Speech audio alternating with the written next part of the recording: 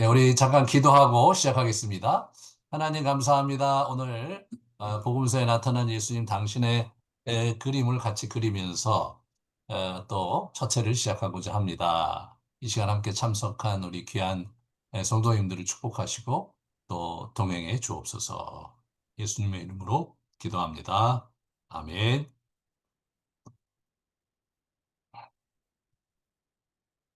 네, 오늘은 예수님의 생애와 사역에 대해서 강의를 합니다. 그래서 이제 오늘은 좀 양이 좀 많아갖고 좀 빨리 하겠지만 안 되면은 좀 뭐 다음 주까지 할까 그런 생각도 있어요. 이 양이 많아갖고 예수님의 사역의 개요를 이제 정리를 하면 이제 초창기에 이제 그 이제 사역의 준비기에서 시험, 금식, 세례가 있고 그다음에 하나님 나라 선포와 하나님 나라 증거라고 볼 수 있는 거하고 그다음에 이제 제자 삼기와 구원 사역 이렇게 크게 이제 일별할 수가 있어요. 이 준비 단계 보이, 그다음에 메시지, 그다음에 두 개의 축이죠. 자, 이게 보시면 사역적인 특성은 이렇게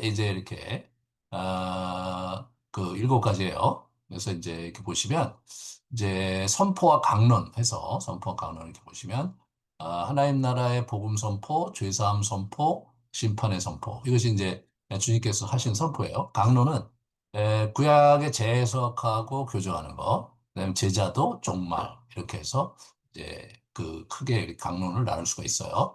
예수님의 사역의 특징에서 먼저 논쟁, 유대인의 규례와 교리를 논쟁을 하세요. 그래서 특별히 바리새인, 서기관, 사두개인들과 정면 충돌하셨어요. 피해가지 않으셨어요. 첫 번째 이제 안식일 논쟁이죠. 지난 시간에 같이 나눴죠. 안식일 논쟁이 얼마나 컸는지. 바알세불 논쟁도 있어요. 예수님을 바알세불, 이제 사단의 귀수다. 그래갖고 이제 논쟁을 했던 부분이 있고요. 그 다음에 정결의식, 이거에 대한 시비가 있었고, 참 아브라함의 자손은 누구냐? 이런 논쟁도 있었어요. 이건 나중에 저희가 이제, 그, 6강에 가서 합니다. 그 다음에 이제 사두개인과 부활 논쟁이 있고요. 서기관들과 바리새인들에 대한 저주. 마태복음 23장에 나와 있는 거. 그다음에 이제 성전 무너뜨릴 것에 대한 예언 이런 식으로 쭉 나옵니다. 그다음에 이제 이적이 나와요. 이적. 치병 이적. 치병. 병을 고치시는 이적. 그다음에 자연 이적. 그러니까 뭐 폭풍을 진정시키고 물 위로 걷고 이제 그런 거죠. 예수님의 사역의 또 특징이 이제 가르침의 비유가 많다는 거예요. 비유. 주로 비유로 가르치셨는데 많은 비유로 그들이 알아들을 수 있는 대로 말씀을 가르치시되라고 표현하고 있거든요. 그래서 예수님의 가르침에서 3분의 1이 비유 형식도 있다. 음? 복음서에 약 60여 개의 비유가 있어요. 복음서에. 근데 그 중에 이제 자 그것이 예수님의 가르침의 3분의 1이라 되는 거죠. 자, 보시면, 들을 귀 있는 자에게만 어찌하여 그들에게 비유로 말씀하시나이까 대답하여 이르시되 천국의 비밀을 아는 것이 너희에게는 허락되었으나 그들에게는 아니 되었나니 하면서 비유가 알아들을 사람만 알아듣도록 한 의도가 있었어요. 그래서 내가 그들에게 비유로 말하는 것은 그들이 보아도 보지 못하며 들어도 듣지 못하며 깨닫지 못함이러라. 이제 이렇게 말씀을 하셨습니다. 자, 우리 비유가 이제 우리가 좀 주목해 봐야 될 것은 이 사복음서에서 비유가 어디 있나 이렇게 보시면 마태복음과 누가복음에 이렇게 비유가 많았어요. 예? 그래서 여기는 이제 어떤 마태복음의 비유 특성도 있고 누가복음의 비유 특성이 있는데 이쪽에는 별로 관심이 없었어요. 그래서 특별히 마가와 요한은 어떤 비유의 특성이라고 할 만한 게 없어요. 그냥 마태, 마가를 보면서 우리가 좀 주목을 해보려고 그래요. 마태는 천국에 관한 종말론적 관점에 초점이 있는 비유들만 주로 들었어요. 그런데 누가는 사실 여러분과 제가 어렸을 때부터 많이 들었던 비유는 다 누가가 수집한 거예요. 그래서 가난한 또 소외된 사람들과 관련된 비유, 회개와 구원의 주제 또 선명히 흐르는 여러 가지 비유가 있어요. 가령 예를 들어서 탕자의 비유, 누가복음. 예? 그 다음에 이제 사마리아인의 비유, 누가복음. 그리고 이제 그 잃어버린 어떤 어린 양의 비유, 그것도 누가복음입니다. 그러니까 이 누가복음의 그러한 우리가 이제 감동적인 비유들이 다 누가복음에 있고 마태복음은 이제 씨 뿌리는 비유를 비롯해서 이렇게 이제 하나님께서 예수님께 종말론에 초점이 맞춰져 있는 그런 비유였어요. 자, 예수님의 이제 가르침에 있어서 우리가 이제 주목해야 될 것은 스파르타식이 아니라 굉장히 자유로운 방식이었다는 거예요. 기도 훈련을 보시면 예수님이 기도의 습관과 본을 많이 보여주셨어요. 그래서 물론 한적한 곳에 기도하시고, 기도하러 산으로 가서 밤이 되도록 기도하시고, 기도를 또 가르쳐 주셨어요. 이렇게. 기도할 때 이렇게 해라. 태도를 가르쳐 주셨어요. 그러나 제자들은 잘 기도를 안 했어요. 예? 이게 제가 이제 영성훈련 목회를 하면서 주목했던 부분이에요. 예수님은 기도를 훈련시키지 않으셨다. 되게 놀랍지 않아요, 여러분? 예? 예수님 기도를 많이 하셨어요. 그런데 또 예수님이 새벽 기도를 어디 가서 하시는 걸 제자들이 알았는데 정작 예수님이 제자들을 불러다 놓고 새벽 기도 회를 하지 않았어요. 기도 회도 안 하셨어요.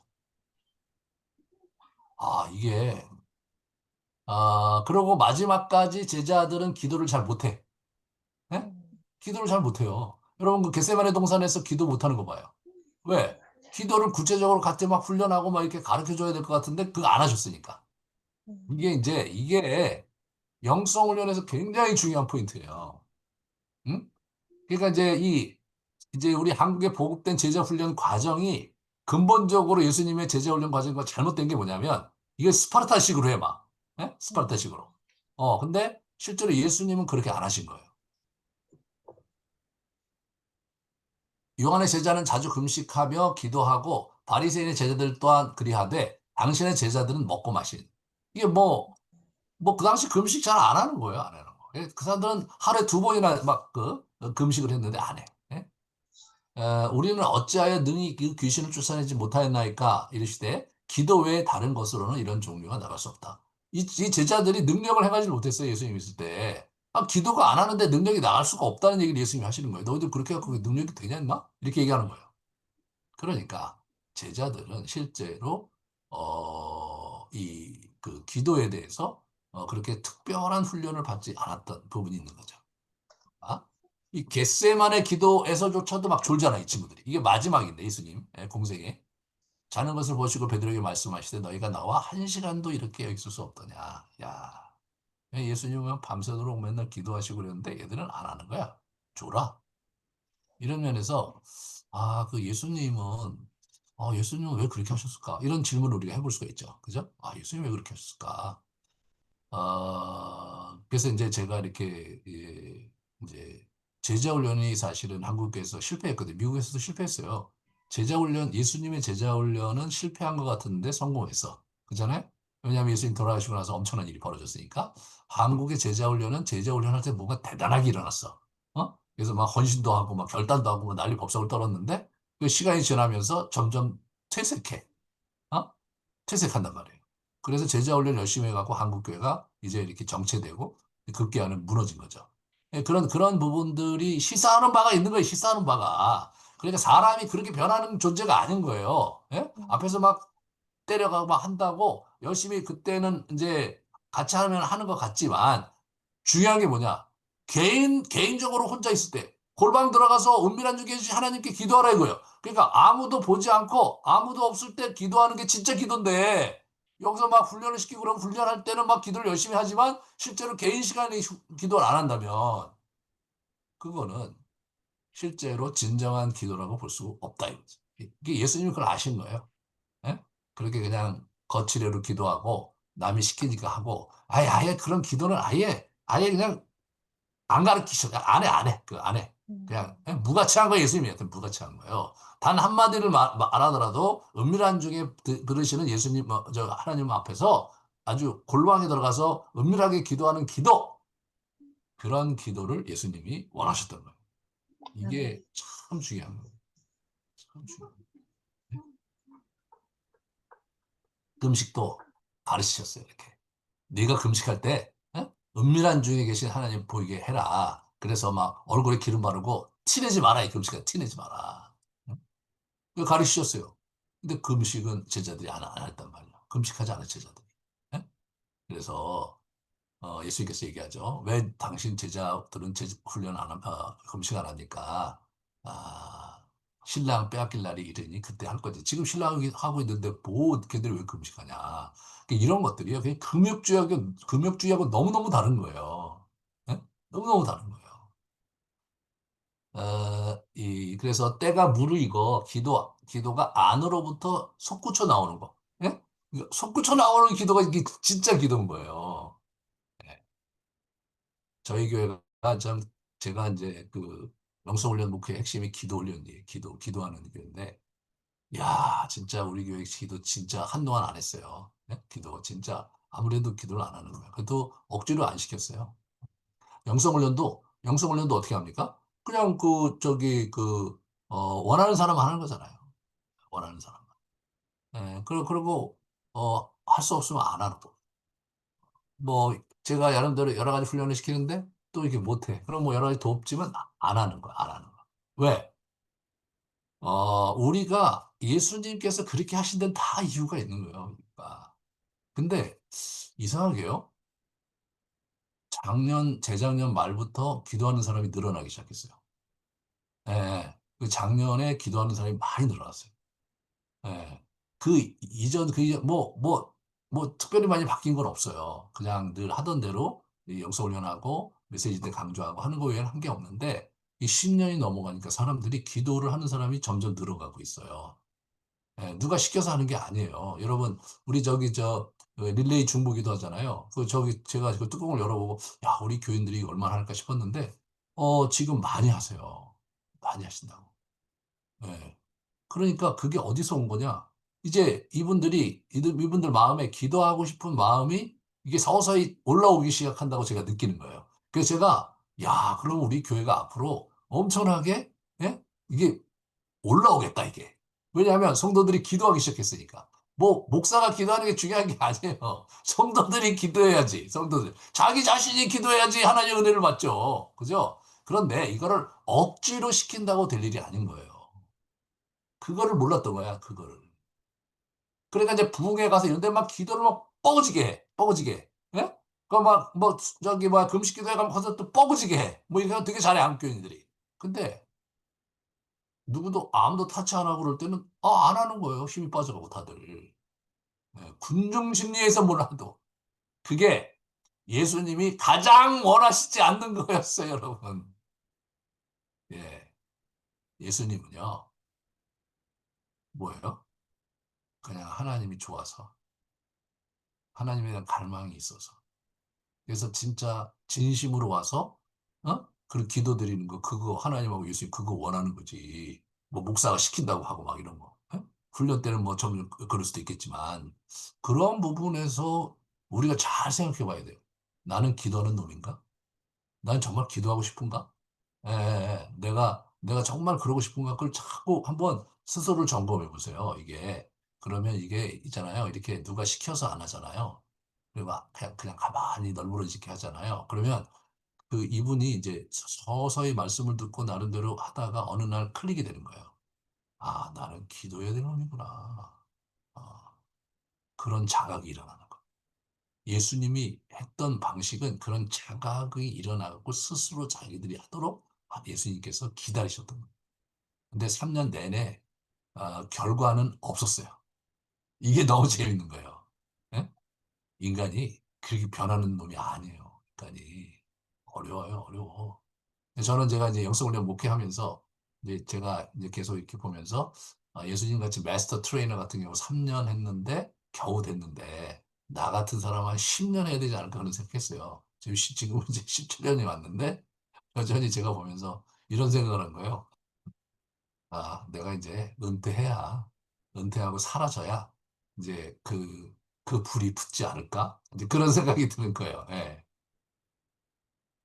그게 진짜, 그게 진짜예요.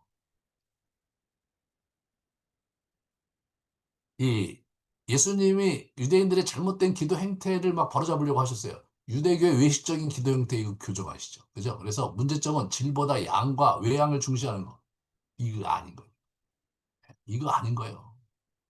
사람에게 보이려고 경문에 띠띠고 이거 그렇게 하는 거. 배당의 큰 거리 어귀에 서서 막 기도하는 거. 자기의 의로운 행동을 자랑 삼아 열거하는 거. 그죠? 금식 기도할 때도 슬픈 기색을 막 띠는 거. 이게 외식적인 거거든요. 누구에게 보이기 위한 거고, 누구에게 인정받기 위한 거고. 나 이거 잘하고 있다고 자꾸 과시하는 거야. 이거 안 된다, 이래, 안 된다, 이래. 기도는 기본적으로 먼저 태도부터가 잘못돼 있어. 태도부터 고쳐야 돼, 태도부터. 가시적으로 길게 기도하는 거. 이거 아닌 거예요. 그러니까 애시당초 긴 기도는 내용이 없으면서 길게 기도하는 거는 하나님 원하시는 거 아니야. 말만 많은 게 말만 많은 거예요. 시끄러운 거예요. 구약의 가르침인 인격적인 관계 안에서 기도의 본질적 속성과 거리가 먼 태도죠. 예? 인격적 관계 안에서 기도를 하는 거예요. 기도는 우리는 인격성이거든요. 그러니까 예수님께서 제자들에게 기도 훈련을 따로 시키지 않은 거는 뭐냐면 예수님께서 제자들과 인격적인 관계를 맺는데 더 우선순위를 두신 거란 말이에요. 그죠? 거기다가 혈안이 돼갖고 같이 막 먹고 마시고 즐기고 막 돌아다니시고 자기 사역하는 걸 보여주시고 이렇게 하면서 뭐 예수님이 누구인지를 먼저 알게 하고 예수님과 같이 교제하는 그런 리얼리티 그런 경험을 쌓게 하고 난 다음에 그 다음에 기도하기 원하셨던 거예요. 왜?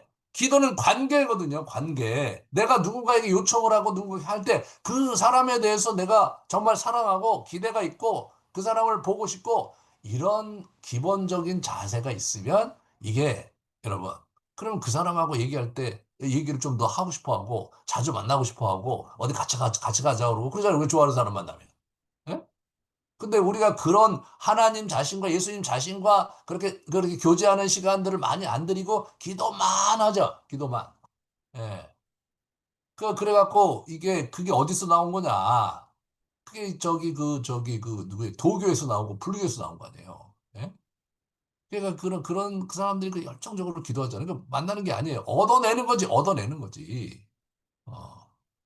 하나님이 이게 우리는 성삼위 하나님, 제가 이번에 주련 설교했죠. 그 교제 안에 들어오는 게 최고로 중요한 거. 남에게 보이기 위한 외식적 행동을 막 질타하셔. 겉으로는 사람에게 옳게 보이나 외식과 불법이 가득했다고만 뭐라 그러셔. 겉은 깨끗한데 그 안에는 탐욕과 방탕이 가득하다. 그 얘기하신 거예요. 예? 그 서기관과 바리새인들이요. 탐욕과 방탕이 가득하대. 이 사람들이요. 이 사람들 경건주의자예요. 이 사람들 그 당시에 기도 제일 많이 하는 사람들이었어요. 성역 공부 제일 많이 하는 사람들이었어요. 그런데 탐욕과 방탕이 있다. 어? 하나님과의 진정한 교제가 아니라 자기 나름대로 뭐 기도의 외양을 막 추구하고 이런 영성의 외양을 추구하는 그거는요. 그 탐욕과 방탕으로 가기 쉬워요. 예? 그거 쉽단 말이에요. 그참 그런 면에서 참 이제 주변에 이제 요즘에도 뭐 여기저기 교회에서 막 문제가 되는 게 막 유튜브에 나오고 그러더라고요. 그 탐욕이 막 예? 많이 드러나는 거예요. 아, 이게 참 너무 안타까워요. 근데 그런 사람들이 기본 교계에서 탐욕이 많고 그런 사람들은요, 그 굉장히 그 유능한 사람들이고 영향력이 많은 사람들이고 설교도 되게 잘하는 사람들이에요. 예? 설교를 얼마나 감동스럽게 잘하는지 몰라요. 성도들도 되게 많아. 근데 이제 결론은 탐욕이야. 자기 자식에게 세습하고, 자기 돈 챙겨가고, 그 탐욕. 그 예수님 때부터 그 지적한 거예요. 그런 식으로 외적인 형태의 신앙생활에 몰입하고 그거 자랑사람 하면 네 마음에 남는 것은 탐욕과 그리고 방탕이다 이거예요. 그 참, 물질적인 탐욕도 있죠. 예. 그리고 이제 영적인 탐욕도 있죠. 뭐 여러 가지 그 탐욕이 많단 말이에요. 이게 이제 이게 우리가 극복해야 될 과제인 거예요. 그게 뭐냐? 어떻게 그거를 극복하고 어떻게 그 해독을 하느냐? 그건 뭐냐면 은밀한 중에 계시는 아버지 골방에 가서 기도하는 게 은밀한 중에서. 은밀한 교제 속에서 우리는 하나님의 지혜와 통찰을 얻게 되는 거예요. 거짓 없이 순전하여 하나님과 동거하며 누리는 관계. 예? 그래서 이제 이 공동기도문에서 아버지, 인격적인 관계로 들어가는 거. 예? 그래서 겟세마네 동산에서도 모세와 에레미야의 기도와 같이 인격적으로 이제 기도하잖아요. 할 수만 있으면 내 잔을 옮겨달라고 기도하시잖아요. 아주 진솔하게 솔직하게 기도하잖아요. 그러니까 이게 은밀한 중에 이렇게 어떤 사람하고 아주 굉장히 친밀하고 은밀하고 기도할 때는 그런 식의 기도가 나오는 거잖아요. 그러니까 거기서 이제 우리의 탐욕이 해독이 되고 우리의 욕심이 이제 해독이 되고 그 해독이 돼야 돼요. 그 기도가 제대로 우리의 순수한 마음으로 해독이 되려면 은밀한 중에 아주 사적으로 주님께 나아가는 그 침묵을 하고 그냥 머물러 있고 예? 그냥 그런 시간을 허구한 날 많이 보내는 그게 해독이 해독. 그게 해독이에요. 그게 없으면 문제가 되는 거예요. 그러니까 한국교회가 기도를 되게 많이 했는데 기도회를 많이 했어. 그거 아세요, 여러분? 기도회를 많이 했어요. 새벽 기도회, 금요 기도회, 예? 매일 기도회. 기도를 이렇게 같이 많이 했어, 같이. 그러면 어떻게 되냐면 외식을 지 않을 수 없는 그런 분위기가 생기기 쉽잖아요. 예, 나는 그래도 집사인데 가서 있어야 된다. 나는 그래도 교회 중직인데 안 가면 안 되지 않느냐. 예, 저는 우리 교회 저기 금요 기도회 뭐 기도하는데 아무도 오라 그러지 않아요. 제가 매일 저기 매주 주일날 저녁에 그 치유와 회복 기도해요. 예? 저기 처음에 우리 저기 장로님들이 우리 그럼 그걸 그렇게 하면 우리 그 저녁에 너무 힘들어갖고 매일 갈 수 없습니다, 목사님. 그래서 아니 그뭐 힘들면 나오지 말어. 그럼 나올까요? 그래도 하나님께서 보내는 사람이 있을 거야. 그래서 이제 시작을 했어요. 지금 이제 2년 반이 됐는데. 그런데 이제 뭐 처음에 뭐 20명 나오고 막 그러는 계속 나오셨죠. 근데 그 매주 주일날 저녁에 나오는 게 쉬워요. 예, 그러니까 이제 그 힘드시죠. 그러니까 많이 빠지셔. 많이 빠지셔. 이제 매일매일 기도하시죠. 그래갖고 이제 완전히 작년 말쯤 이제 거의 그 붕괴 직전까지 갔어요. 몇 사람 안 나와. 네다섯 사람밖에 안 나오고 그래서 내가 우리가 만약에 네다섯 사람 나오면 내가 카페를 가겠다. 어? 그래도 온 사람이 즐거워야 되지 않냐. 그래서 사람들이 이제 네다섯 사람 만나면 카페를 가기로 했는데 몇 번 카페를 갔어요. 제가 가면서 이제 뭐 그러시더라고요. 아니 뭐 이렇게 되면 이제 그만두시려고 하는 거냐. 그래서 왜 그만두냐. 기도를 하다 보면 지루할 때도 있고, 하기 싫을 때도 있고, 안 나오고 싶을 때도 있고, 그게 정상이지. 어? 그렇지만 누군가가 이 자리를 계속 지키다 보면 하나님께서 또 사람들을 보내주실 것이다. 그래서 조금, 그러고 나서 이제 그 터닝에서 지금 좀 더 많이 나와요. 예? 많이 나와. 저는 무슨 생각을 하냐면, 아니, 뭐 많이 나오고 안 나오고, 이게 뭐 중요하냐. 우리가 정해지니까 같이 하는 거지. 예? 예, 인원동원을 안 한단 말이에요. 인원동원을 안 하는 거예요, 인원동원을. 그게 핵심. 그리고 인원동원 하면 벌써 뭐 임직부터 다 나와야 되잖아요. 나와야 돼. 아니 임직인데 뭐 교회 기도에도 안 나오고 막 그런다고. 그러면 어떻게 돼요? 거기서 가식이 나오는 거예요. 그거 예수님 되게 싫어하는 거예요. 예? 기도하면서 망한 그리스도인들이 한둘이 한국에 얼마나 많은지 몰라요. 기도를 너무나 열심히 해서 욕심꾸러기로 끝나는. 그게 참. 그래서 은밀한 중에 개인적으로 주님 앞에 독대하고 대면하는 이거를 꾸준히 하는 게 기본으로 깔려 있는 거예요. 예?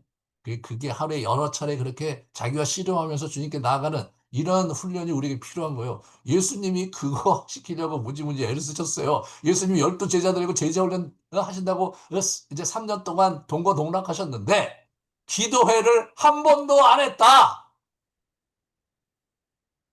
한 번도 안 했다. 한 번도. 이게요. 이 기독교의 기도의 본질에서 굉장히 중요한 특성을 얘기해 주는 거예요. 예? 아니, 여러분, 동양 종교에서 그분들이 그 다른 여러 종교들이 보면요. 기도 훈련이 얼마나 아주 빡시게 하는데, 그분들. 뭐, 일천 막, 저기, 백, 뭐라 그러죠? 절을 100번, 뭐, 1000번. 예? 그렇게 시킨단 말이에요. 예? 그리고 하루에 몇 시간씩 명상하게 하고 그런 거 계속 시켜요. 여러분, 그 100일 기도, 우리 그런 거 있잖아요. 100일 기도, 40일 기도. 그거 우리 그 기독교 게 아니에요, 그거. 그거 도교에서 온 거예요, 도교에서. 그게 우리는 문화가 그러니까 그거 가져온 거예요. 백일 기도, 이제 이렇게 그거 간단 말이에요. 그거 다 거기서 온 거란 말이에요. 워낙 이게 기독교는 보니까 역사를 공부해 보니까요. 틀이 딱 정해진 게 없어요. 그냥 자기의 마음에 정한 대로 네 스타일로 가라 이거예요. 너의 수칙으로 가고 너는 네 수칙으로 가고 그거예요, 그거. 내가 하나님 좋아서 내가 예수님 좋아서 내 스타일로 그걸 만들어 가서 가는 거 이게 중요한 거예요.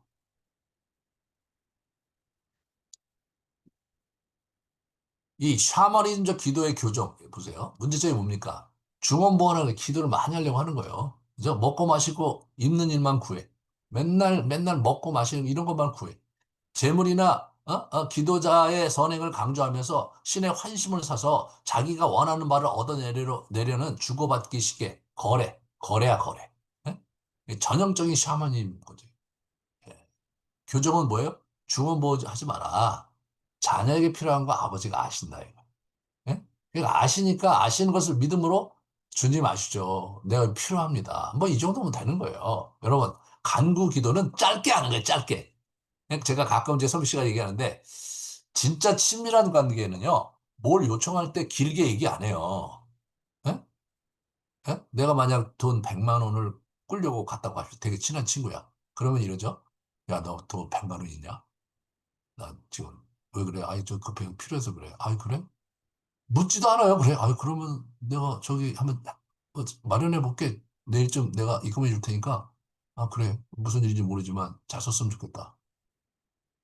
예, 여러분, 그 100만 원 정도는 정말 친밀한 관계는 묻지도 않죠. 있으면 주는 거예요. 그죠? 없으면 아유 너 무슨 일인지 모르는데 그거 꼭 필요하냐? 근데 따뜻한 듣고 줄까? 뭐 이렇게 나오는 거죠. 그러죠. 이렇게 나오는 거예요. 근데 친밀하지 않은 관계 100만 원 꿀려면 얼마나 어려워. 예? 여러분 생각해보세요. 자기 친밀하지 않은 사람한테 100만 원 꿀려봐. 그럼 뭐 사전 얘기도 좀 하고 그거 내가 어디다 쓸지도 용처를 밝히고 언제 갚을지도 정하고 그래야 되죠? 그래야 돼요.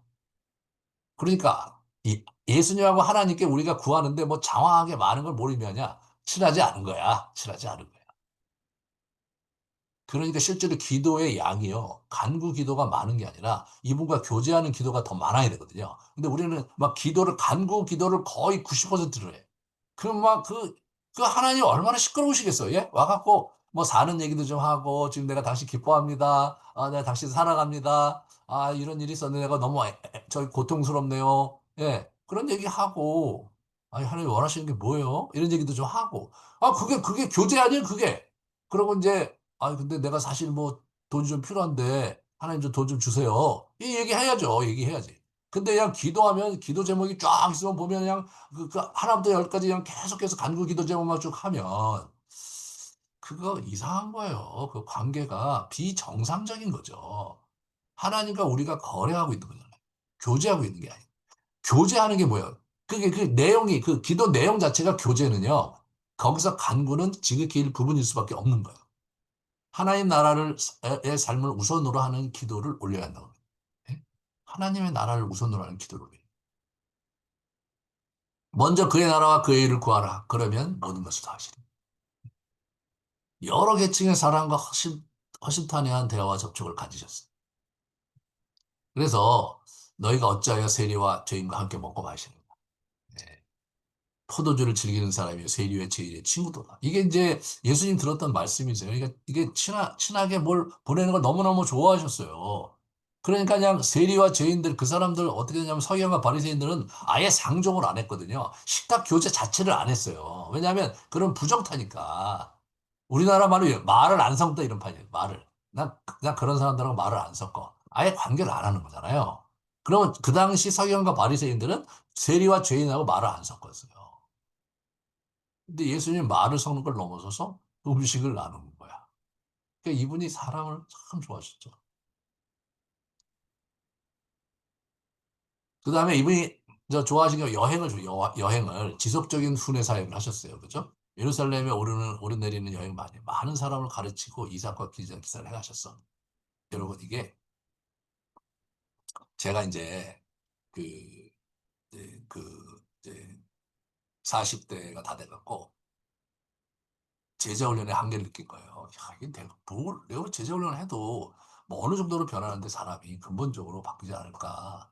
가만히 이렇게 하면서 복음서를 묵상하다가 놀라운 사실 하나 알게 됐는데, 예수님이 목수예요. 목수면은, 예? 목수면은 갈릴리 해변가에다가 커다랗게 그 학교 지어놓고 사람들을 불러다가 훈련을 시키면 1기, 2기, 3기 했으면 굉장히 많은 그 제자들을 양성할 수 있으셨을 텐데 이분은 그걸 안 하신 거예요. 그러면 여러분 이게 걸어 다니시고 샌드 치고 걸어 다니면서 교육하시는 거거든요. 그 교과서가 없어요, 교과서가. 네? 이게 뭐지? 이런 생각이 이게 뭐지? 이제 그러고 하는 거예요. 그래서 제가 그때 이제 제가 있었던 선교단체에 있을 때 제가 여행을 한번 해보자. 그래서 제가 여행을 이제 사람들 데리고 우리 그 학생들과 이제 졸업생들 데리고 중국 여행을 많이 했어요. 1년에 네 차례 했어요. 여행을 네 차례. 네? 네. 네 차례 여행을 했어요. 중국 방방곡곡을 다 다녔어요. 그래서 이제 그렇게 다니면서 제가 설교하고, 애니어그램도 가르쳐 주고, 강의도 하고, 그 다음에 이제 제가 여러 가지 이제 그 상담도 해주고 그랬는데, 거기서 굉장히 은혜를 받는 분들이 많은 걸 봤어요. 제가, 이게 중요한 거구나. 예수님이 제자 훈련의 세팅을 여행으로 하셨구나. 그래서 저희 교회도 목회 시작할 때 제가 저기 여행을 하는 거잖아요. 지금 여행을. 네? 그래서 이제 다시 시작을 했는데 올해는 그래서 제가 여행을 많이 갈 거예요. 해외여행 가고 국내 여행 2개 하고 그렇게 하려고요. 저기 지난번에 뭐 작년에 저기 확대 운영한테 물어보니까 그 우리 교회 자랑 중에 하나가 이제 여행이라고 그러더라고요. 여행을. 저도 많이 격려를 받았어요. 이게 예수님의 방식이에요. 예수님의 방식. 여러분. 이거 제가 그냥 혼자 만든 게 아니에요. 다 그 생각이 있어서 그렇게 한 거예요. 자, 그러면 보시면 대상이 되게 다양했어요. 뭐 굉장히 많았죠. 자, 보시면 측근들은 열두사도, 70인 후원하는 제자들 뭐쭉 많죠. 예, 종교인들, 뭐 사두개인 발생 이런 쭉 있고, 예, 그다음에 세리들, 뭐 죄인들, 막 이런 사람들 많았죠. 병자들, 또 장애인들, 막 이방인들이 많았어요. 그러니까 예수님은 아주 다양한 부류의 사람들을 다양한 장면에서 접촉을 하셨어요. 끊임없이 만나셨어요. 대화도 하시고. 귀신과도 대화를 하셔서 이분이 먹고 마시고 논쟁하고 병 고치고 막 이런 거 많이 하셨어요. 질문을 이제 이분이 보시면 이게 이제 그 누가복음 10장에 그 사마리아인 비유예요. 율법 교사가 시험하려고 막 질문을 던지죠. 예? 그래서 무엇을 하여야 내가 영생을 얻겠습니까? 그래서 질문으로 역공을 해요. 그럼 너는 뭘 해야 될 것 같으냐? 그랬더니 이제 어? 율법에 뭐라고 기록되어 있냐? 그러니까 하나님을 사랑하고 이웃 사랑할 겁니다. 맞네. 그럼 너 그렇게 하면 되겠네. 율법을 또 구사를 그러면 내 이웃이 누구냐? 물어봤어. 요 그러니까 이제 이게 무슨 얘기냐면 지금 예수님께서 사마리아 쪽에서 오시는 거예요. 사마리아 사람들하고 이게 우리나라가 저기 일본 사람 싫어하듯이 굉장히 싫어했거든요. 그 온 거예요. 거기서 이렇게 쭉 오신 거거든요. 지금 거기 있는 장면이. 이제 그러면서 이웃이 누구냐고 얘기했을 때 그 이웃이 이제 좀 우리가 알고 있지 사마리아인의 비유가 나오잖아요. 그래서 이제 뭐 제사장 무슨 레위인 이런 사람들은 그냥 지나가는데 사마리아인이 그 사람을 데려다가 이제 여관에 넣는 그런 얘기가 나오잖아요. 예, 그렇게 하는 거예요. 그러니까 이제 사마리아 비유를 설파하고 그리고 나서 다시 이제 그 교사에게 예? 얘기하죠. 이웃이 누구냐. 그러니까 사마리아인이라고 못해. 예? 그 저기 아픈 사람을 저기 구원해준 그 사람입니다. 너희도 가서 그렇게 해라. 이렇게 얘기하죠. 그러니까 이게요. 이 질문법이 아주 대단해요. 누가 강도받는 자의 이웃이냐. 그죠? 그래서 율법교사가 오히려 학생이 되는 거예요. 율법교사가 이제 우리 예수님께 이제 한 수 가르쳐 주려고 했다가 역공을 당했어요. 질문을 기가 막히게 하는 거예요. 제가 이제 귀납교 성경연구 책을 하나 냈어요. 개인 성경연구 핸드북이라고. 그 유명한 책이거든요. 요새 이제 관심이 없어서 안 해도 굉장히 유명한 책이에요. 왜 유명하냐? 제가 만들었기 때문에 유명한 게 아니라 한국 사람이 쓴 책이요. 10년 이상 스테디셀러 되는 건 거의 없어요. 저자가 한국 사람인데. 제가 그래서 지금까지 팔려 있는 게. 근데 균합교성 연구에 제가 뭘 한 거냐면 이걸 착안한 거예요. 질문으로 하는 겁니다. 예? 질문법. 근데 요즘 또 보니까 요새 챗GPT 나오더라고요. 예? 제미나이 나오고.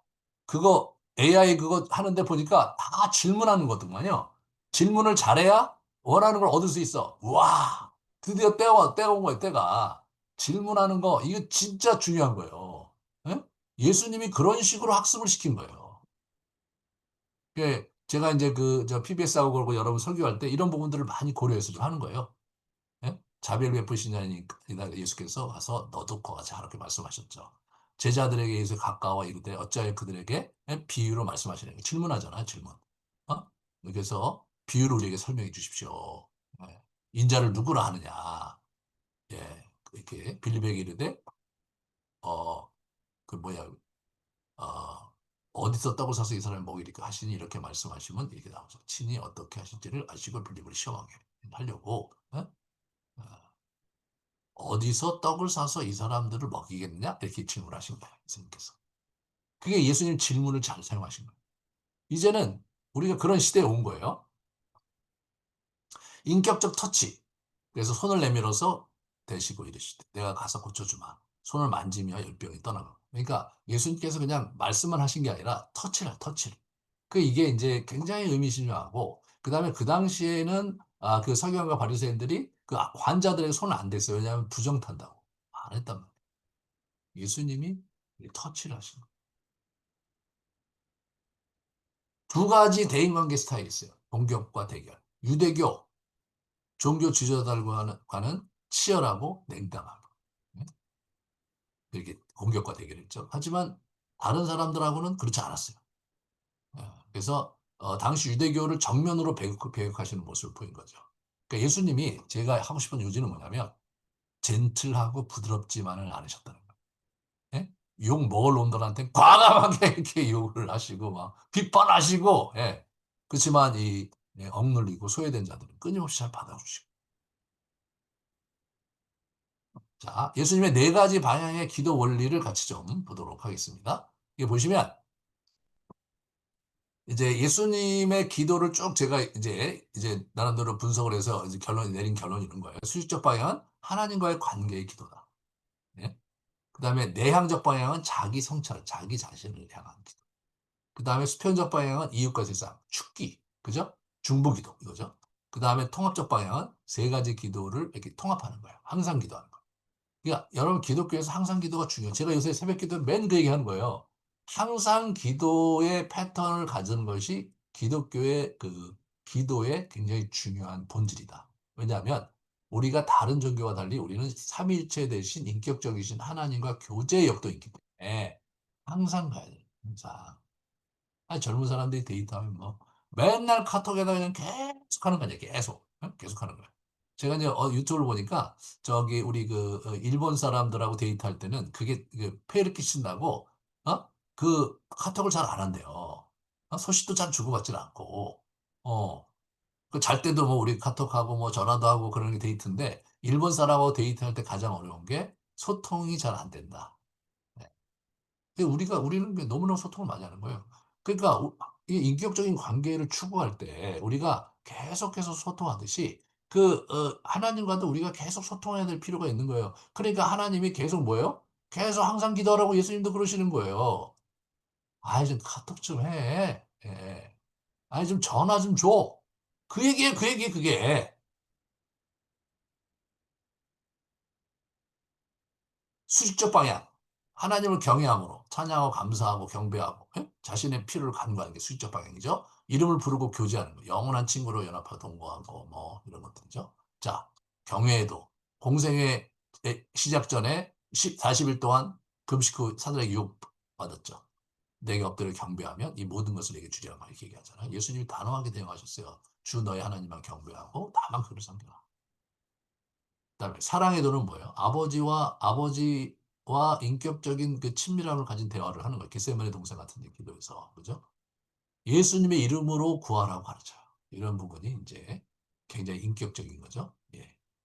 우리가 성삼위 하나님과 연합하는 아까도 얘기했던 게 중요한 거예요. 이게 자 그래서 아버지가 내 안에 내가 아버지 안에 있는 것 같이 그들도 다 하나가 돼 우리 안에 있게 곧 내가 그들 안에 있고 아버지께서 내 안에 계시어 그들로 온전함 이루어 하나가 되게 해달라. 이는 나를 사랑하신 하나님이 그들 안에 있고 나도 그들 안에 있게 하려 함이라.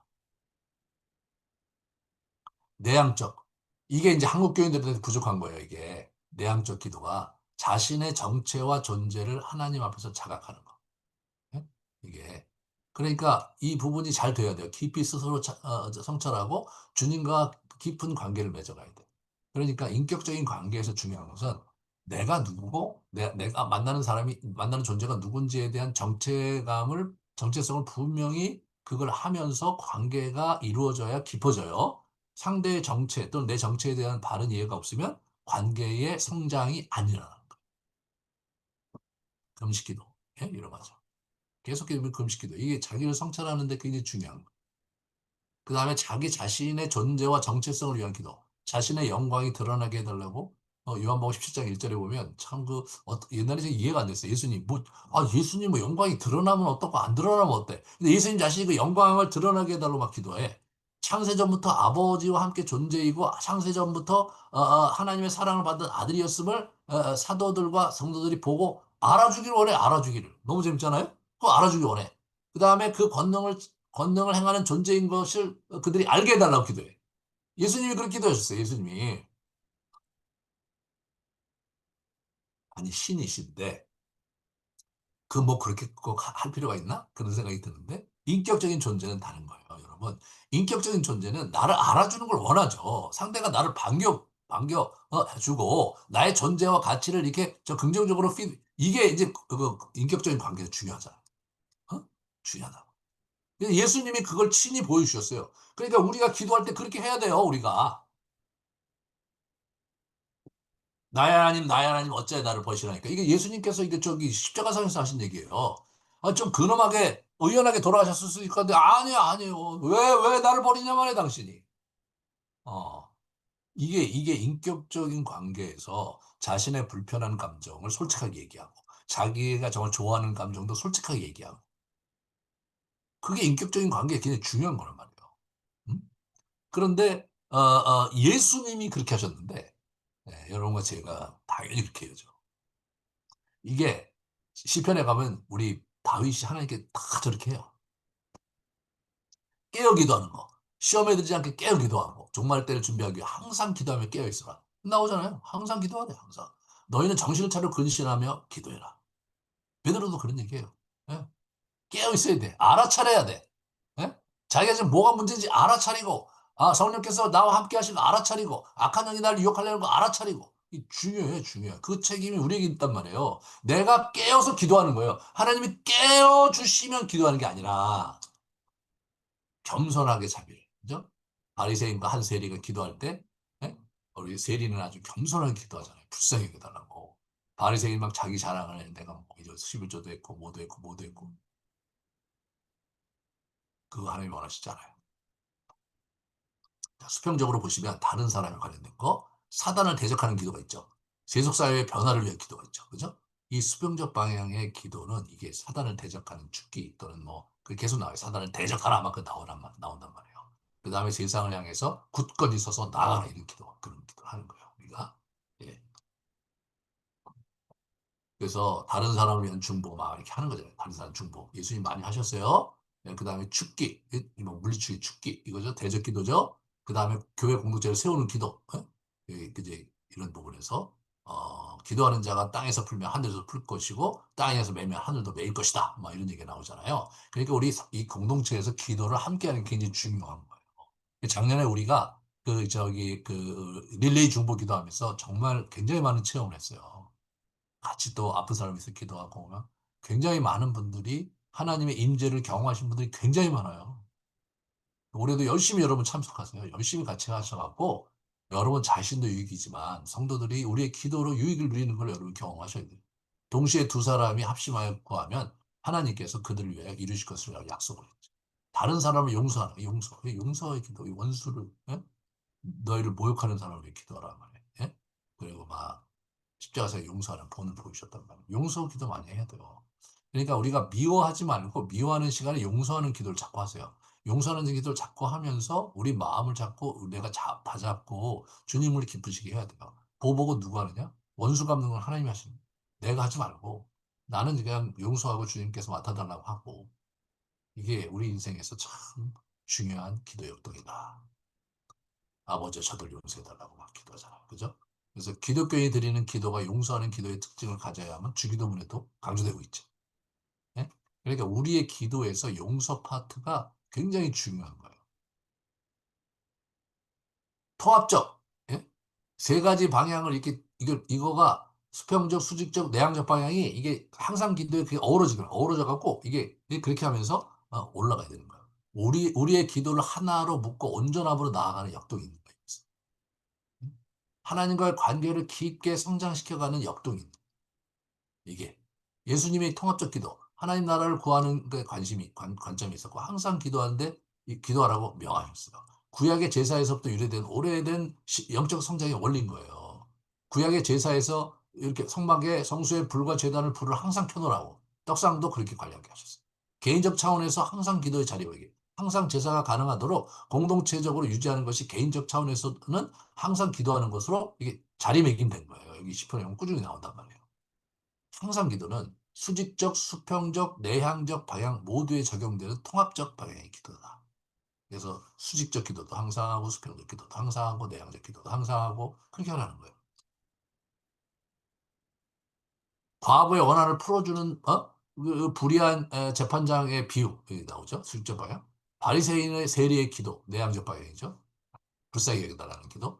그다음에 항상 기도 깨어 있어 하나님 나라의 의를 지켜야 할 것을 말씀하시죠. 이게 이제 수평적인 하나님 나라의 의, 수평적인 관계죠.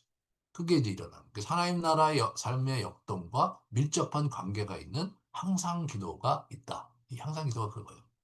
그래서 예수님의 이게 기도가 항상 기도가 있다는 거예요. 그게 중요한 거예요. 그러니까 우리가 기도를 많이 해도 항상 기도로 이게 통합이 안 되면 파워가 없는 거예요. 그래서 제가 이제 하루에 3번 기도 그 이상 기도를 막 하자. 그 얘기 하는 게 해보니까 그래, 해보니까 그래.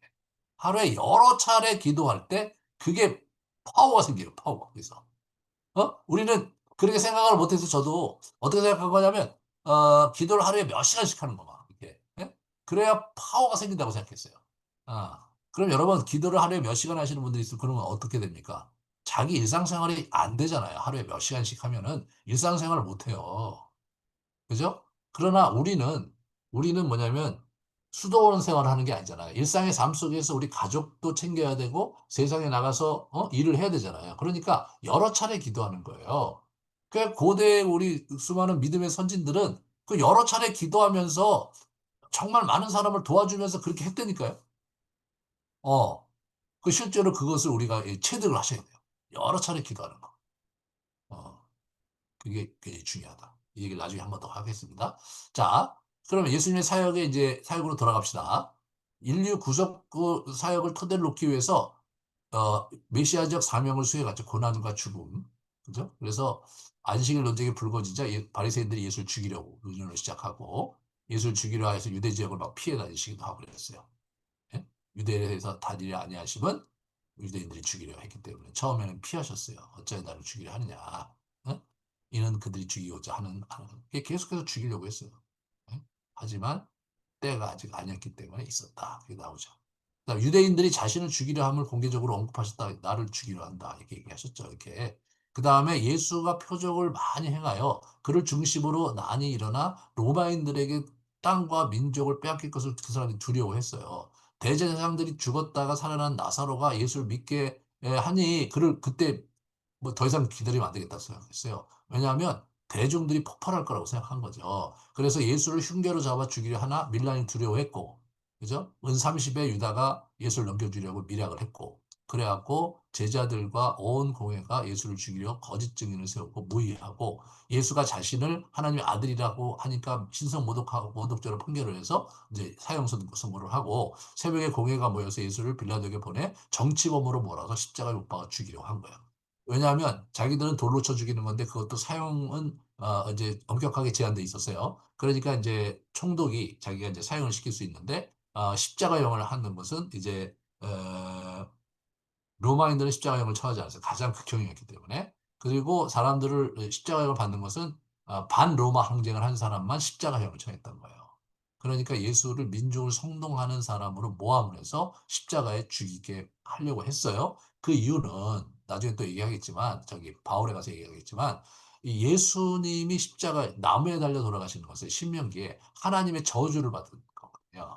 그래서 하나님의 저주를 받은 자로 완전히 낙인시켜서 하나님의 아들이 아닌 것으로 이제 이 사람들이 만들려고 아주 교묘하게 수를 쓴 거예요. 대제사장들과 장로들이 무리를 선동해서 예수를 정치범으로 몰아서 죽이게 한 거죠. 그래서 아, 장로들이 무리를 권하여 바라바를 달라고 해라 이렇게 나온 거예요. 고난주간에 낙이 타고 입성하시고 성전 정화하시고 마지막 만찬 겟세마네 동산에 가시고 유다가 입맞춤으로 체포되시고 가야바의 집에서 공회를 열고 거짓 증인을 세워서 재판하시고 총독 빌라도에게 첫 재판을 이제 하게 하시고 헤롯 앞에 재판받고 다시 빌라도에게 최종 재판받고 십자가 영집해가라고 안식 후 첫날 부활하셨다. 이게 고난주간의 예수님이시죠. 예수님의 공생애를 지금 쭉 정리를 한 거예요. 그래서 마지막 날 여기 이제 쭉 이렇게 하면서 결국은 성전 저기 성 밖에 그 골고다에서 이렇게 쭉 이제 월요일 날 화요일 날 이렇게 해서 한 거예요. 그래서 돌아가셨어요. 그리고 십자가에 못 박혀 죽으심과 3일 만에 부활하셨죠. 을 드러내시고 만물의 주권자임을 드러내시고 만물이 그에게 창조되되 그리 하여 창조되었고 만물이 그 안에서 함께 창조되었고 막 이렇게 하면서 만물과 화평하게 하시는 예수님이 천지의 주제로 오셔서 그런 부분들을 이제 해결을 하신 거고 그래서 어떻게 됩니까? 제자들에게 위명령하라고 승천을 하셔서 구속사를 완성하셨어요. 예수님의 사역의 굉장히 중요한 첫 번째 기둥은 뭐냐면 구속사역이에요. 구속사역. 이거 너무나 잘 아는 거예요, 우리가. 두 번째 기둥은 뭐예요? 제자훈련 사역이에요. 제자훈련 사역. 이 두 가지 기둥을 잘 이해해야 돼요. 그래서 이제 제자훈련 사역을 좀 알아보려고 그래요. 이게 이제 제가 강조하고 싶은 바인데, 제자 선별 작업을 하세요. 먼저 정지 작업을 한 다음에 무리 중에 따르는 제자들이 있었어요. 70인 제자들이 있고요. 그 중에서 이제 12를 택하세요. 그러니까 사람이 계속해서 이제 변하잖아요. 그러니까 예수님 보시기에도 이제 그걸 선별하는 시간이 필요했어. 왜 그러냐면 인간이 갖고 있는 어떤 자율성 때문에 내가 지금은 내가 정말 주님을 사랑하고 그럴지 모르지만 예? 변심할 수도 있으니까 그런 부분들을 예수님 끊임없이 고민했던 것 같아요. 그런 거를 보면 인간은 신실하기가 너무 어려운 거죠. 그죠? 그래서 이제 예수님 만나. 그래서 세례 요한의 유력한 제자 안드레가 있었고요. 요단강 건너편 베다니에서 세례 요한에게 소개를 받고 예수님을 쫓아가서 숙소에 같이 있었고, 메시아로 바꿔요. 그래서 이제 이 첫 번째 안드레가 제자가 되죠. 시몬 베드로를 이제 불러와요. 그래갖고 이제 소개를 하죠. 장차 너를 개발하리라. 메시아로. 하지만 이때는 제자가 된 건 아니었어요. 자, 첫 번째 제자는 필립이죠. 필립이 예수를 부르셨어요. 헬라식 이름. 네, 가졌죠. 초창기 주도권을 가졌어요. 영향 있는 지식인이었어요. 나다나엘의 친구예요. 바돌로메요. 근데 이 사람이 또 다른 이름으로는 그래갖고 이제 불러다 놓고 예수님께서 안드레와 베드로와 한 동네 사람인데 이제 이 사람이 빌립과 바돌로메가 연이어 기술된 걸로 봐서는 이 사람이 바돌로메다. 어? 이 나다나엘이 요한복음 21장에 예수님께서 부활하시고 나서 갈릴리 해변에서 제자들을 만나셨는데 거기 나다나엘이 나오는 거예요. 12제자가 아니면서 거기 나올 수는 없는 거거든요. 그러니까 나다나엘이 바돌로메라는 그 얘기가 정확해요. 빌립과 나다나엘은 아주 막역한 친구였기 때문에 예수님이요. 그래서 이제 베드로와 안드레 그죠? 바닷가에서 부르셨죠. 요한과 베드로도 같이. 그래서 가버나움 한 동네 동업자죠. 평생 뗄래야 뗄 수 없는 운명적인 친구가 됩니다. 이들을 이제 예수님께서 부르세요. 세리는요, 도로새 징수하다가 예수님의 부르심을 받아요. 도로새 징수하다가. 그리고 12제자 최종 선정이 나오는데 철학기도 하신 후에 여러 제자들 중에 12를 택하셨어요. 철학기도를 하셨어. 예수님 같은 분은 좀 이렇게 딱 보면 알아야 되지 않나? 예? 우리 저기 참 이런 면에서 예수님이 갖고 있는 좀 허술한 측면이 있어요. 예? 저걸 꿰뚫어 보셔야 되는데 그렇게 안 하시고 인간적으로 접근하신 장면이죠. 자신이 원하는 사람 중에서 이제 뽑았어요. 자, 이 열두 사도의 성격을 우리가 잘 봐야 돼요. 먼저 갈릴리 지역에서의 외인 부대예요. 거기는요, 갈릴리 지역은 그 당시 유대화된 지 얼마 안 됐어요. 100년 정도밖에 안 됐거든요. 유대 지역으로 편입된 지. 그 지역의 5, 60%가 이방인이었어요. 그래서 거기서는 종교 활동을 하기가 한계가 있었어요. 그러니까 사실 어떻게 보면 유대교에 잘 훈련받은 사람은 대부분 예루살렘 근처에 있었어요. 예루살렘에 있고. 근데 거기서 제자를 선정하지 않으셨어요, 예수님. 그래서 여기 보시면, 여기 이렇게 보시면 알겠지만, 저 갈릴리고 밑에 유다 지역 있죠? 이 유다 지역에서 잘 준비된 청년들을 부르신 게 아니라 갈릴리 지역에서 촌동네에서 이렇게 부르신 거죠. 그러니까 이렇게 생각하시면 돼요. 이제 야구 이제 우리 이제 옛날에 고교 야구가 우리 때 아주 되게 저기했는데 그 도시에 이제 대도시에 이제 서울에 있는 몇몇 학교들이 그 아주 명문이었어요. 그리고 뭐 대구에도 명문이 있었고 야구 명문이 있었고 충남에도 있었거든요. 그런 학교가 있는 거예요. 그러면 야구부가 있어서 이제 그 고교 야구 쟁탈전 할 때 아주 굉장히 이제 재밌었는데 근데 이렇게 생각해 봅시다. 잘 알지도 못하는 강원도 골짜기에서 어떤 조그만 그 뭐 태백에 있는 조그만 고등학교 학생들이 이제 야구한다고 왔다. 근데 왔는데 야구가 돈을 많이 버는 또 사회죠. 바타 사회죠. 막 되게 그런데 그 사람이 없으니까 이제 어떻게 되냐면 야구 바타도 자기들이 이렇게 네? 해갖고 가져오고 그다음에 이제 자기들이 선수 이제 짐승을 잡아서 가죽으로 해갖고 글로브도 만들고 그다음에 옷도 그냥 자기 그 어머니들이 이렇게 적당히 이렇게 지어주는 옷을 딱 입고 나왔다고 해봅시다. 그러면 이제 사람들이 이제 벌써 쟤들은 좀 뭐 이렇게 저런 애들이 무슨 야구 경기를 하고 왔을까? 뭐 거기까지 괜찮아요. 거기까지 괜찮은데 룰이 틀려. 막 룰이.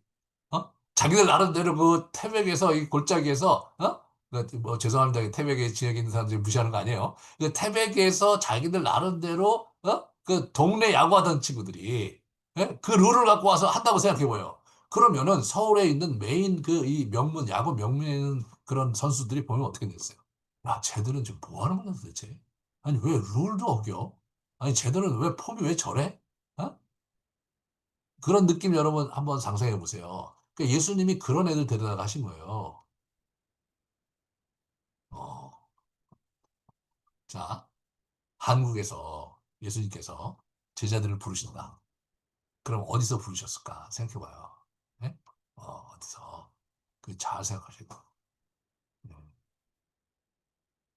못 사는 지역에서 사람을 부르신 네? 저는 지방 이런 데서.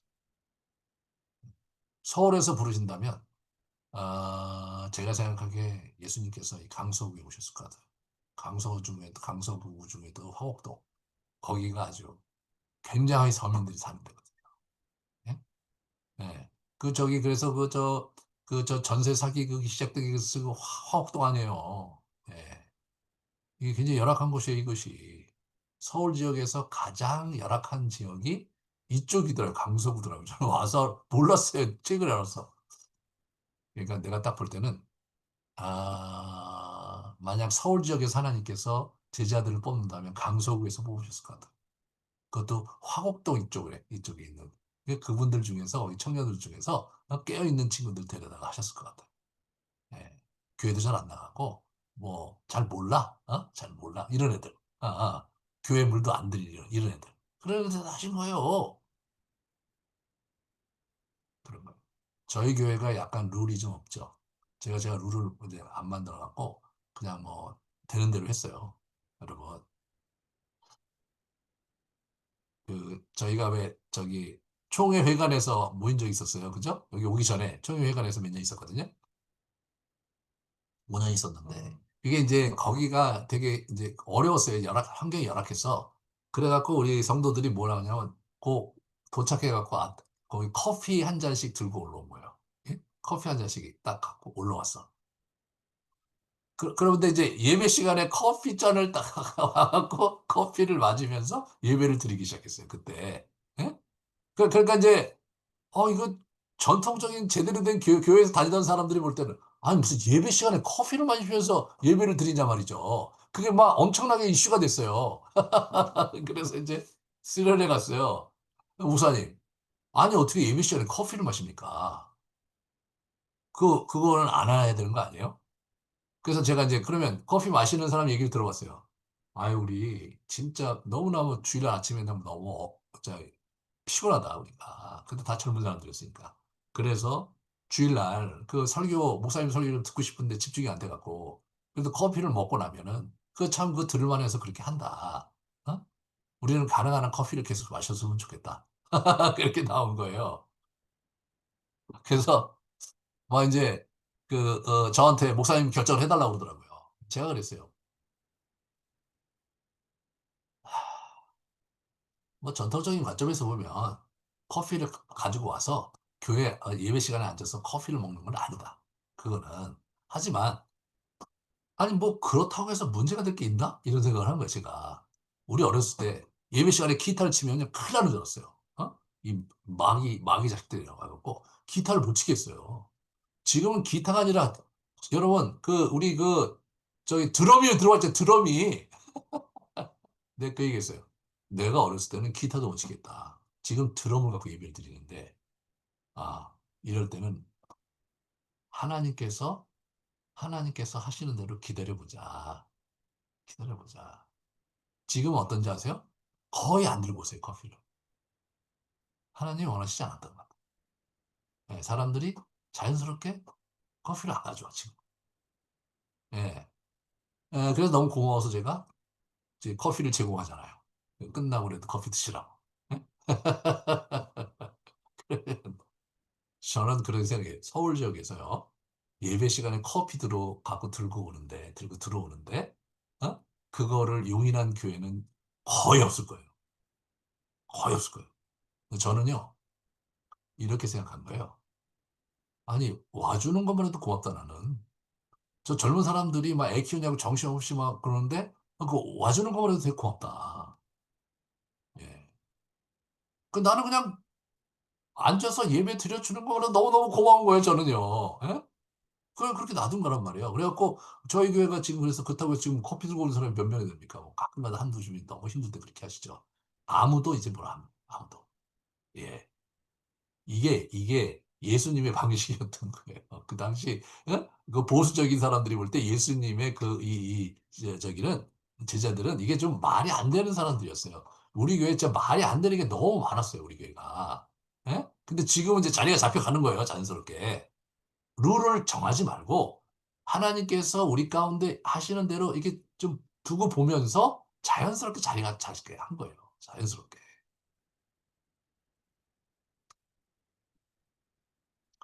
영적으로 민감하고 열려있는 사람들이었어요. 이 사람들이. 이분들이요. 이게 보시면 저쪽 위에서 내려와 갖고 여기 여리고 이 근처에서 세례받으러 온 사람들이었어요. 이게 3일길이거든요. 그러니까 세례 요한한테 세례받으러 저 먼 데서 오는 그 깨어있는 젊은이였다고요. 영적인 관심 있는 사람들이었어요. 그 다음에 자영업자들이 많았어요. 예? 예, 직업이 자영업자가 많았어요. 이 가만히 보세요. 누가 있냐면 우리 저기 어부들, 자영업이죠. 여러 어부들이요. 자, 생각해보세요. 가난한 어부 이렇게 생각하시면 안 돼요. 지금도 어촌에 가면 이게 배가 있으면 가난한 사람이 아니에요. 거기다가 우리 저 사꾼이 있어요. 우리 저 요한은.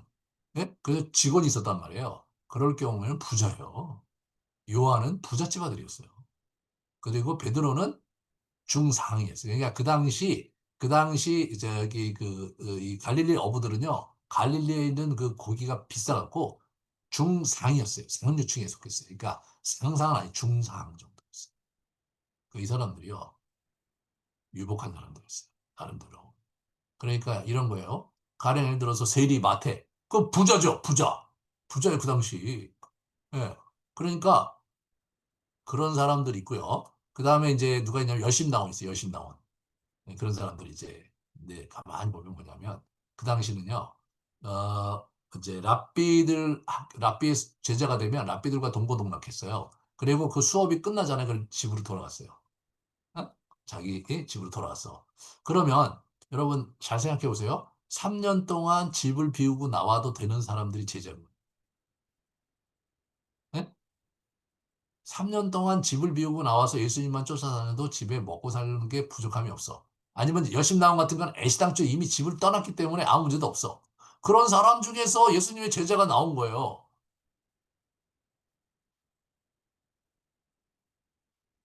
이게 예수님 굉장히 현실적인 분이셨던 거예요. 여러분, 한국에서 제자 훈련을 어디서 했느냐? 성공했느냐? 저쪽 서초동에서 오카노 목사님이 80년에 시작해서 성공하셨어요. 거기는 어떻게 되냐면 먹고 살 만한 분들이 많았어요. 강남에 그 당시. 그리고 이제 남편이 가서 열심히 이제 외벌이하고 부인들은 집에 있었어요. 근데 그분들이 공부도 많이 하시 대학 나오신 분들 그런 분들이었어요. 그러니까 훈련시킬 만했죠. 그분들은 그 재정적인 여유도 있고 시간적인 여유도 있는 사람을 데려다가 이분이 제자 훈련을 해갖고 대성공을 했단 말이에요. 제가 이쪽에 강서구에 딱 와서 여기가 굉장히 가난한 지역이라는 걸 알고 제가 그때 제자 훈련 안 한다 그랬어요. 제자 훈련은 강남에서 해야지. 거기서 먹고 살기도 힘든 사람들하고 무슨 제자 훈련을 하냐. 어? 예. 제자 훈련 안 하는 거예요, 그래서. 예.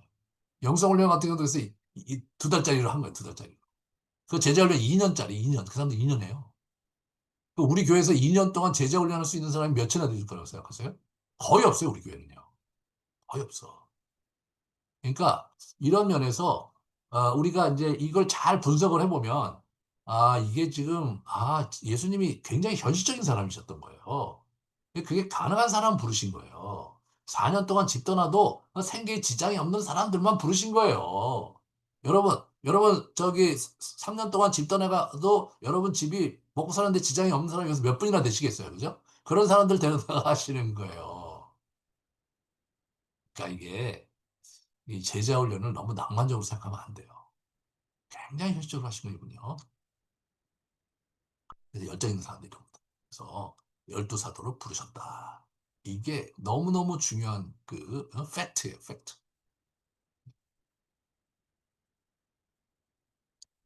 그죠? 인격적으로 부르셨다. 내용으로 들어가는 거예요. 자, 잠깐 쉬었다가 합시다, 우리. 제가 너무 이제 지금 우리 제자 훈련에 대해서 강의를 좀 오늘 안 하고 다음 주에 할게요. 제자 훈련. 그리고 나서 이제 다음 주가 5강이 이렇게 짧아서 이렇게 하고 5강으로 넘어가도 될 것 같아서요. 오늘 이제 연초이고 집중하기도 쉽지 않은데 지금 양이 너무 많아갖고 여러분들이 그래서 마지막으로 재미난 게 하나 있어요. 제자들이 그려낸 예수님의 인간적인 면모를 좀 보면서 예수님에 대해서 좀 우리가 좀 이렇게 하는 시간을 가지려고 합니다. 어,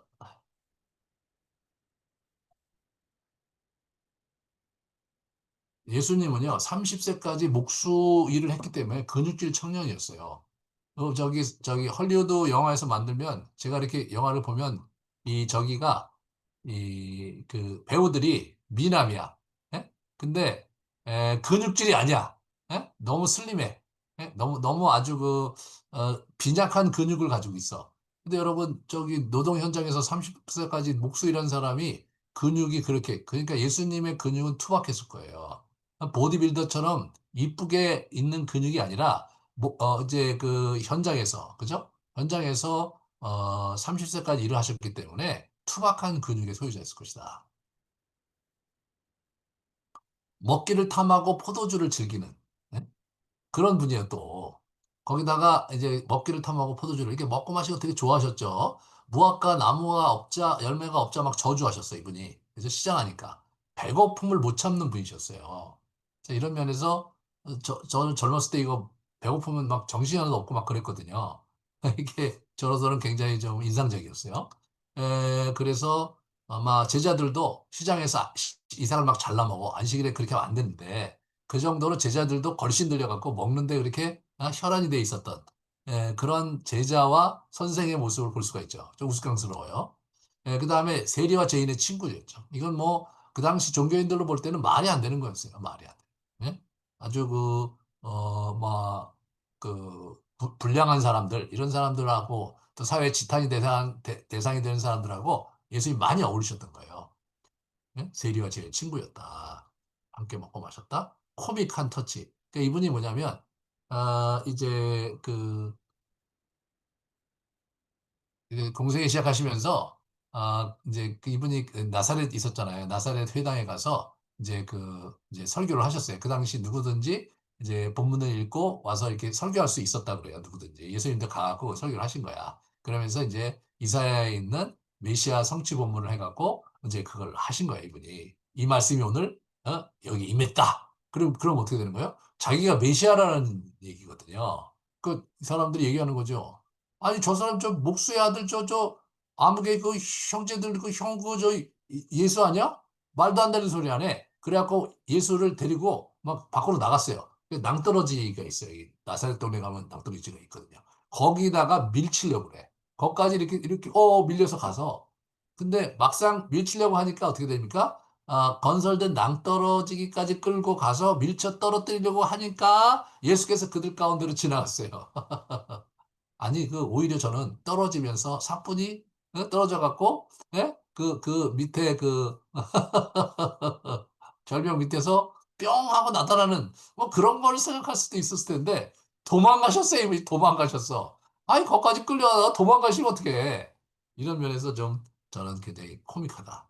그리고, 이 요한복음 8장에도 이제 예수님과 논쟁을 했어요. 아브라함의 후손이, 누구냐, 뭐 이렇게 하다가, 이제 너희들은 아브라함의 후손이 아니다. 나는 내가 아브라함을 아는데 너희들이 아브라함을 알면 나를 이렇게 대할 수가 없다. 뭐 그런 얘기 하니까 어? 어? 나이가 50이 안 된 사람이 어떻게 아브라함을 봤다고 하느냐 말이 안 된다 그러니까 너희가 이르노니 아브라함이 나기 전부터 내가 있느니라 이렇게 얘기하는 거예요. 그러니까 사람들이 돌로 쳐서 죽이려고 그래. 근데 이때도 이분이 도망가세요. 도망가셔. 아니, 의연하게 좀 이렇게 오는 거, 훅 해갖고 그냥, 저기, 뭡니까, 이 돌들이 나오다가 앞에 후두둑 떨어지고 그렇게 할 수 있지 않나요? 예? 아니면 약간 공중부양을 해갖고, 멋있게 피할 수도 있지 않나? 그런 부분을 이번에 안 하시고 도망가셔. 자, 이런 게 예수님이 너무 재밌으신 거예요. 아주 잔뜩 약을 올려갖고, 그들의 마음을 휘벼 파요. 막, 그 기분 굉장히 나쁘게. 그 사람들이 알 만큼, 뭐, 그들이 기분 나쁜 말을 많이 하시거든요. 그래갖고 죽이려고 하니까 도망가셔. 이게 예수님의 아주 코믹한 장면이죠. 예수님이 분노를 표출하실 때 뭐 심각하게 표출했죠. 그래서 돈 받고는 이러한 부분에서 이분이 엄청나게 이거를 어? 비둘기 이제 이렇게 파는 사람들, 돈 받고는 사람들 이거 자판을 완전 엎어버린 거거든요. 여러분 이거 시장 바닥에서요. 그 장사하는 사람 자판을 뒤엎는 거 쉬운 일이 아니죠. 쉬운 일이 아니에요. 왜냐하면 그 사람들이 막 나가는 사람들이고 거칠게 산 사람들이기 때문에 반드시 응징을 하거나 막어요. 그 못하는 거예요. 예수님이 얼마나 세게 나가셨으면 그게 카리스마가 있었으면 이거 못 잡았을까. 그런 생각을 할 수가 있죠. 저주하고 막 욕하셔. 바리새인저 의식하는 서기관들, 바리새인들이여 막, 예? 이 뱀들아 독사의 새끼들아.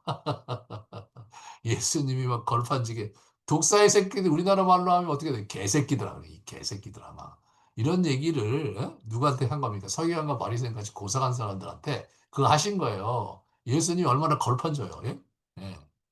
재치와 기지가 있으신 분. 그래서 이제 가이사의 건 가이사에게, 예?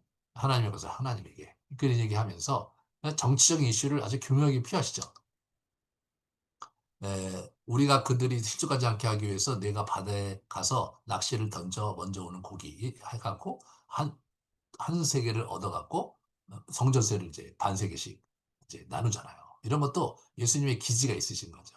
예? 그래서 베드로를 거기서 좀 생각하게 하시고 물고기 잡았는데 한 세계를 있어. 그럼 그걸 이제 예수님 거 하나, 베드로 거 하나 해갖고 반세계씩 해갖고 바쳤다는 거잖아요. 이런 게 참 예수님의 기지가 대단하시죠. 이분이 이제 뭐예요? 권위가 있는 자 같고 서기관들 같지 않았다. 예수님의 설교가 굉장히 감동적이고 권위가 있었던 거예요. 확 빨려 들어간 거예요. 이미 이게 이제 달랐던 거죠. 그리고 아이들과 사람들에게 애틋한 정이 있으신 분이었어요. 애틋한 정이 있으신 분이었어요. 애들이 그래서 나에게 오는 거 꾸짖지 마라. 애들 용납하고 내게 오는 거 금하지 마라. 이렇게 얘기하면서 안수해 주시고 안아주시고 예수님께서 그러신 분이었어요. 목자 없는 장 같이 로 인하여 불쌍히 여기는 어떤 그런 모습들을 보여주셨죠. 여자들도 인기 많았어요, 이분이. 그래서 막 나를 위하여 많이 우니까 여인들이 많이 우니까 나를 위해 울지 말고 너희 자녀를 위해서 울라고 막 그렇게 얘기하셨죠. 그리고 그리고 이제 카리스마가 없었어요. 응? 예, 카리스마가. 그러니까 예수님 잡혔을 때 막 때리잖아요. 따귀도 때리고, 그리고 막 놀려요. 야유하고. 여러분, 사람이요, 카리스마가 있으면 그렇게 못해요. 예? 그거 어떻게 그렇게 하겠습니까? 못해요. 예. 그러니까 예수님이 이렇게 평범한 얼굴이셨고 평범한 분위기셨던 거예요. 가끔 카리스마가 언뜻언뜻 나타났지만 사람들이 범접하지 못할 정도는 아니었던 거예요. 그냥 소박했던 거예요. 맘먹는 거예요. 그냥 제자들도 맘먹는데 거기 뭐 로마 병정들이 맘먹지 못할 이유가 뭐가 있었겠어요. 그러니까 참 예수님 너무 소박하게 살아가신 거예요. 그래서 이제 영적 리더들 이렇게 하고 뭐 이런 분들이 너무 막 카리스마 있게 막 하고 말이에요. 네? 뭐 광단에서 막 이래라 저래라 하고 막 이거 진짜 아니에요. 이거 진짜 아니에요. 예수님 그런 분이 아니셨어요. 예. 좀 근엄하게 막, 어? 막그 카리스마를 발휘하시고 꼼짝도 못하게 만들고 그런 분 아니셨어요. 누구든지 와갖고 말을 할 수 있었고, 막 무시하는 얘기도 할 수 있었던, 막 침도 뱉고 욕할 수 있었던 그런 분이셨어요. 자, 보세요. 그러면 이제 예수님의 모습을 상상해 봅시다, 우리가.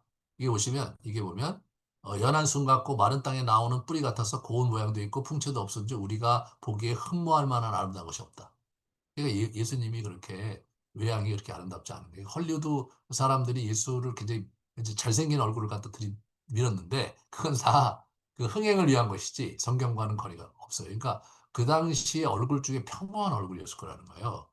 진솔한 인간미를 가지고 소탈하게 살다 가신 분이죠.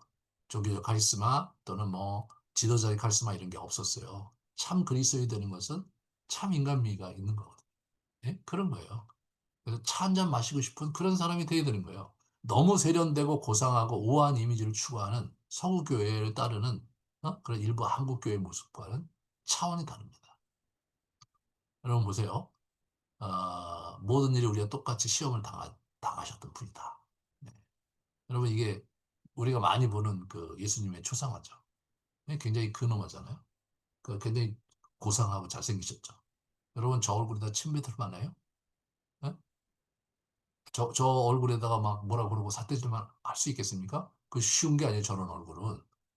그런데 최근에 그쪽 갈릴리 저기 저 나사렛 지정에 나사렛에 거기에 있는 유골들이 발견이 됐는데 그 예수님 시대에 있었던 유골이에요. 그걸 가지고 BBC 방송국에서 그걸 이제 복원을 했어. 그랬더니 나타난 얼굴이 이거예요. 이게 예수님 당시의 전형적인 얼굴이에요. 저게. 예? 여러분 런 얼굴이면 어땠습니까? 예? 뭐 침 뱉을만 하잖아요. 무시할 만 하잖아요. 이게 무시할 만 하잖아요. 그러니까 이게 예수님의 얼굴이요. 예, 그게 이게 이런 얼굴이겠느냐, 이런 얼굴이겠느냐, 이런 생각을 해보세요. 예. 그러니까 제가 이걸 저기 샌프란시스코에 그 저 산호세에 있는 스탠포드 대학에 가서 강의한 적이 있어. 거기 저기 한국 유학생들한테 강의한 적이 있어요. 너무너무 많이 웃는 거예요. 이걸 보면서. 그러면서 거기에 이제 슈레 패커드에 다녔던 그 거기 연구소에 다녔던 사람이 오더니 목사님. 저는 너무나 인상적입니다. 왜 그래? 자기 앞에 유대인이 있는데 자기 사무실에 같은 사무실에 유대인이 있대요. 근데 유대인의 얼굴이 꼭 저렇게 생겼다. 자기가 너무너무 재밌어갖고 저 얼굴이 정말 전형적인 유대인이라고 생각하고 자기는 이제 그 사람을 보면서 예수님을 생각하면서 보겠다 그런 얘기를 하더라고요. 예, 우리가 이게 예수님 복음서에 나타나는 모습은 여러분 이 모습에 훨씬 가까운 예수님이셨어요. 이 모습의 예수님을 그려보면서 복음서를 보잖아요. 다르게 보이실 거예요. 네? 헐리우드 영화가 만든 예수님의 이미지가 아니라 네? 이 그 유골들을 가지고 예? 이렇게 구성한 이 얼굴이 훨씬 더 예, 훨씬 더 예수님에 가깝습니다. 음. 한번 잠깐 여러분 이렇게 얼개짜기 하면서 여러분이 그 예수님에서 새롭게 생각하는 바가 뭔지 한번 정리하는 시간 갖도록 하겠습니다.